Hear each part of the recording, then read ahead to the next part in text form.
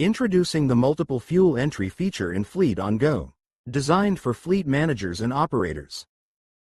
Click on Vehicle, navigate to Fuel Management, and then click on Multiple Fuel Entry. Select the fuel date, choose the vendor and vehicle from the drop-down lists, enter the quantity and rate per liter. The amount will be auto-calculated as quantity times rate. Then click the plus icon to add the entry. Click on Save and New to save the current entry and open a new blank form for the next entry. Access the multiple entry feature to continue adding additional fuel transactions seamlessly. Select the fuel date, choose the vendor and vehicle from the drop-down lists, and enter the quantity and rate per liter. The amount will be auto-calculated as quantity times rate. Enter the odometer reading as per the current day.